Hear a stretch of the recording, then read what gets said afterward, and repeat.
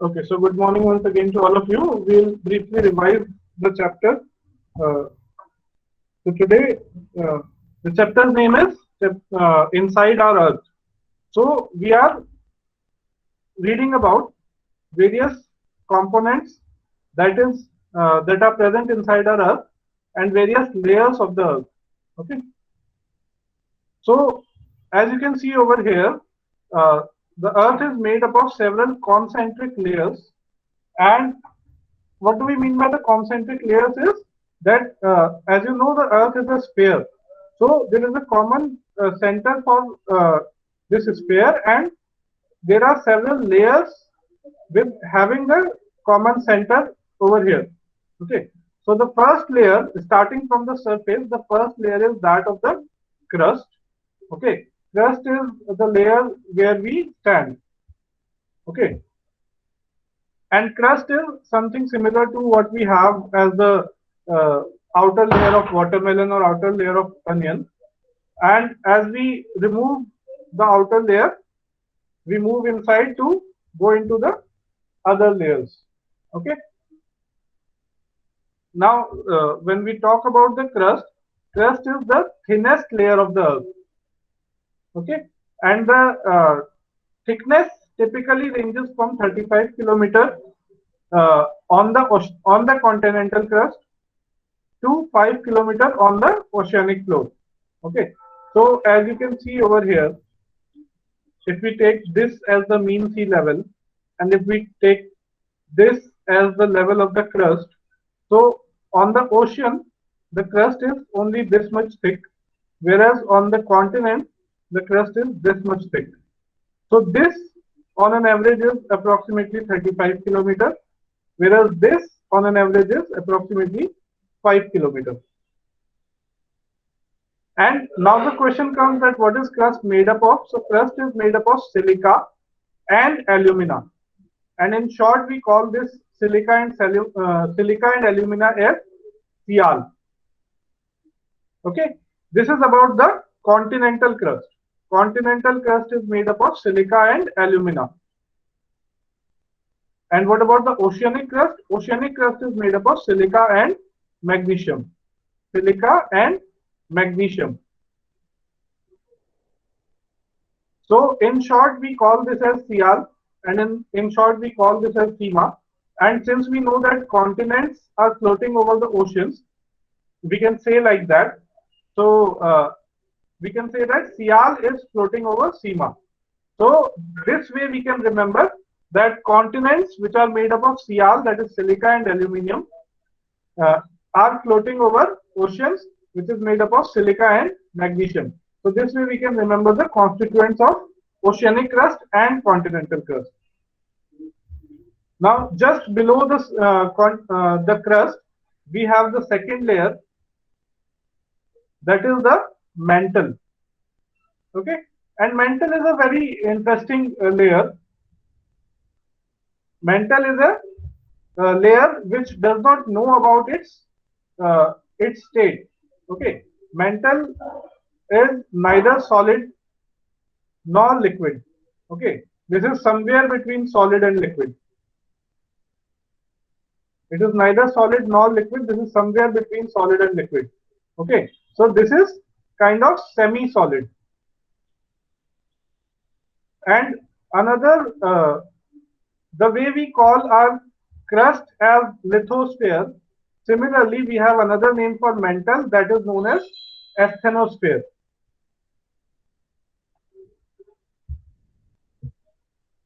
Asthenosphere. Now, when we talk about the thickness of mantle,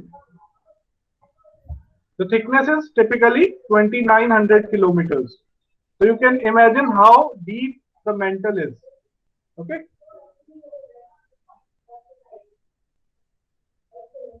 Now the next layer that we'll talk about is core. And we can divide the core into two parts, outer core and inner core.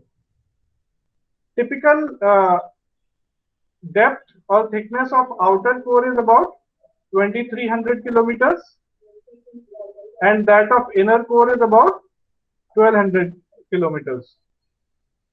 So overall, the core makes up about 3,500 kilometers. And if you add up these values, 3,500 for core plus 2,900 for mantle, how much does it make up? This makes up about 6,400 kilometers. Okay, crust is approximately 35. So this still makes up approximately 6,400 kilometers because crust is approximately from 5 to 35. So this 6,400 kilometer is typical radius of the Earth. This is approximate value. Okay, as it is given in your book over here, the radius of the Earth is 6,371 kilometers. We can approximately take it up to 6,400 kilometers. Now, when we talk about the constituents of core, it is made up of nickel and iron. Nickel, the symbol for nickel is Ni, and for iron it is Fe. So we say that core is made up of night. Core is made up of night.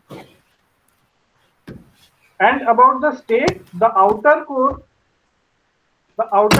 is liquid, whereas the inner core is solid. The inner core is solid because of extreme pressure that is applied on the inner core. Okay, so that is all about the cores, the layers of the Earth. Now next, we talk about the rocks and minerals. Rocks that are present inside the Earth. So we have three types of rocks. One is the igneous rock, second is the sedimentary rock, and third is the metamorphic rocks. Okay. Now, igneous rocks, the word igneous, you can relate the word igneous with the Hindi word Agni. Okay, that means Aag. And this Aag or Agni comes from the volcano. Okay, and from volcano we get lava or magma, and this lava or magma, when cools down, it becomes a rock, and this rock, which is created by cooling down of lava or magma, this is known as igneous rock. Okay. Now these igneous rocks can be of two types. One is intrusive and one is extrusive. So as you know that these are made up of lava which comes out of a volcano. So volcano can be something like this. Okay, some vent from inside the earth will come. Okay, here you will get lava or magma. Okay, so if this lava or magma cools down over here, okay, if it cools down over here, then it is called as intrusive rock or internal rock, you can say. You can remember it like internal. And if it comes out and it cools down over here, then it will be called an extrusive rock or external rock. You can remember like that. Extrusive. Okay. So we have intrusive igneous rocks and extrusive igneous rocks. Next category of rocks that we have is sedimentary rock. Now you see, if these igneous rocks or any type of rock are broken down into small particles, small sediments, and these sediments are deposited somewhere. Suppose these are the sediments. These sediments are deposited somewhere. Then on the top of that, we have another layer of sediments. Then on the top, we have another layer of sediments. So this way, in thousands of years, this causes a lot of pressure over the lower layers, and this pressure solidifies or converts these layers into a rock, and these rocks are called as sedimentary rocks. Okay, so these are called as sedimentary rocks. Now, since we have layers in the sedimentary rocks, so that is why we can have some fossils of plants and animals also in between these layers. And now the third category of rock that we have is metamorphic rock.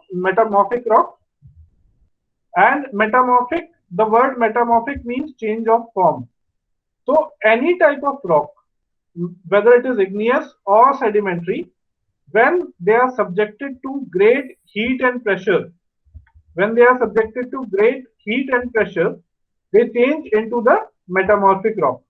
And for a particular type of sedimentary rock, when it changes to the metamorphic rock, we have some specific names for them. For example, if clay, which is a sedimentary rock, if it changes to metamorphic, it is known as slate.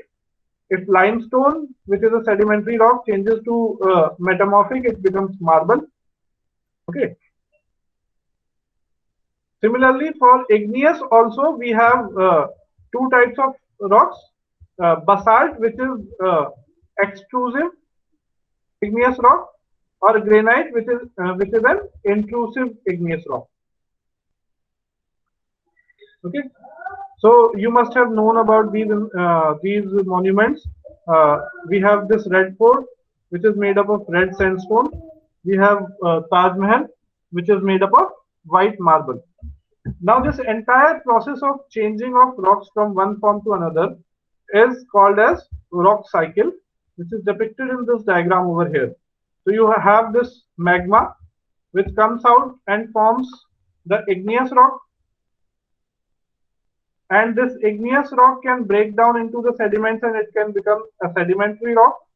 Then sedimentary, under extreme heat and pressure, it can become metamorphic rock, and then metamorphic again, when goes down into the layers of the earth, it can again come out in the form of magma. So this cycle can go on, and similarly metamorphic can break down into sediment and become sedimentary, and igneous can directly become metamorphic under heat and pressure. So this way we can have different steps of rock cycle. And as you know, rocks are very important for us. They have a lot of minerals in them. Some of the coal and natural gas and petroleum reserves are found in between the rocks. And also we get the other minerals like iron, aluminium, gold, uranium, etc. in between the rocks. So rocks are directly and indirectly very useful for us. Okay, that is the entire summary or entire gist of this second chapter.